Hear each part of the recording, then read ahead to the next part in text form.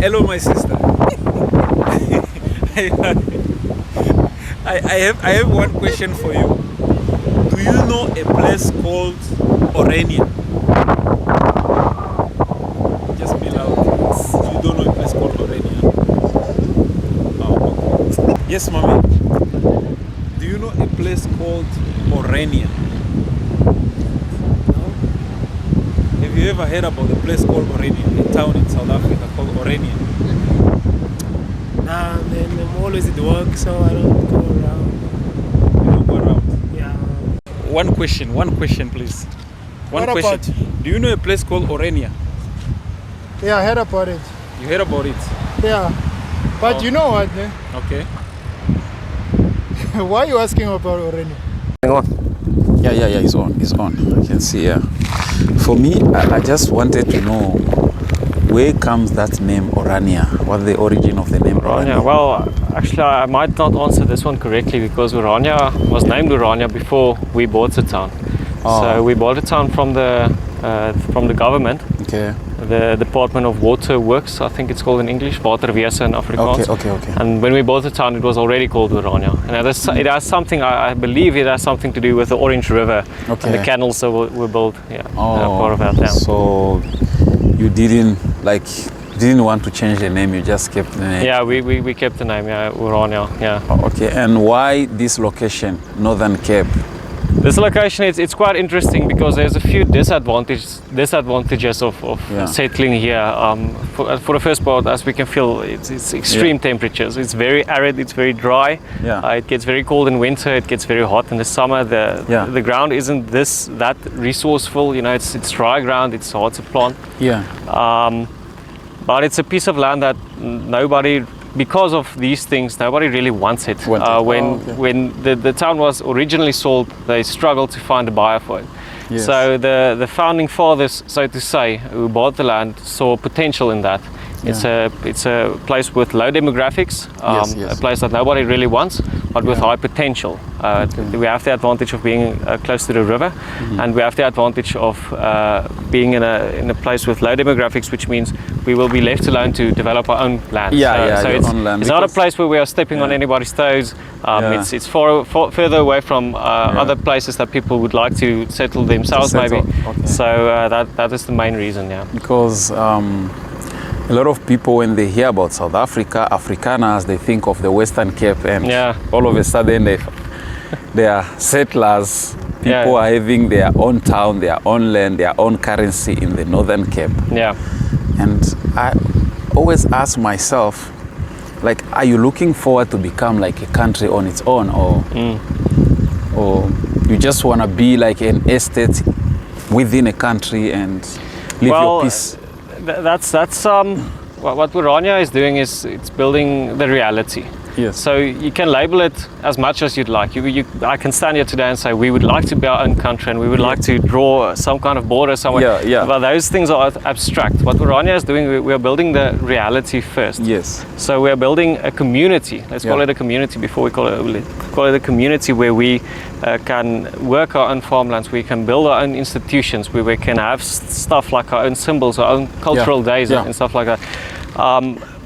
But building our own country is giving it some sort of label that maybe that's a dream, maybe that's what we are working towards. It goes. But what we're doing is we're building the reality first. Yes. You don't need to label it beforehand. It's not necessary. We're building a reality where our people are safe, where our culture is preserved, where our language is preserved, and so forth. Okay. Why did you decide to have your own currency again? The currency thing is quite interesting, and I think we will talk about it later on the tour as well. Okay. But just for quickly, if we the currency itself is a coupon system. So the currency is a coupon system. You're not allowed to create your own currency in South Africa. But what we did is we created a coupon system where, first of all, it's a note that has our own symbols on it. We'll show some of it to you later. You can even buy and take some of it with you. But it has our own symbols. It feels nice to use. It's like an Afrikaner or Orania piece of paper you can use. The other thing is it keeps it safe. Nobody will steal these notes because they cannot use it somewhere else. So it's free to use. Nobody will rob the bank to buy a lot of, or to steal a lot of. What else? Outside Orania is just papers. Outside Orania is just papers. It's just papers. The other thing is, as we are distributing this piece of paper, this coupon, it's backed by the rand. So for every 1 rand or 1 ora, which is the currency's name, for every 1 ora there is in circulation, it's backed by a rand in a bank. So while we are trading with these worthless pieces of paper, those rands are gaining interest in the bank, and that interest can be used to develop the community again. So it's a nice little way for us to gain some money as well. Obviously, we get tourists and people from outside buying. They want their own coupon to take home. So that's another, for every 10 rand you buy your own note, it's 10 rand coming in and nothing going out. That's right. And the other thing people generally don't or is misinformed about in Orania is that we only use this currency, which is not true. We use rands as well. We don't only use our own currency. It's just like an added bonus to use it. So are you looking forward to expand the land? Yeah, I think so. I think that's always in our minds. The population is growing. The population is growing, although this time it's not a priority, but we're always looking towards it.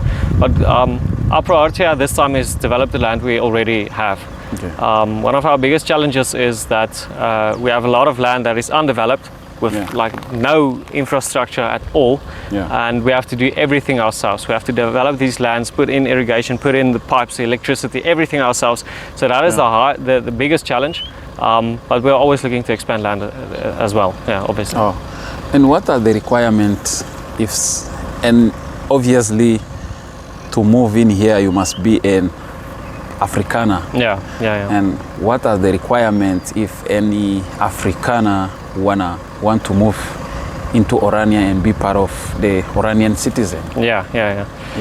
Well, the best way that I would describe it is it's basically the same process of, just to understand, it's the same process as if I would become a European or American or Australian. That's citizenship progress or process, and it's not necessarily like a tick box, like if you tick this and tick this and tick this and tick this. But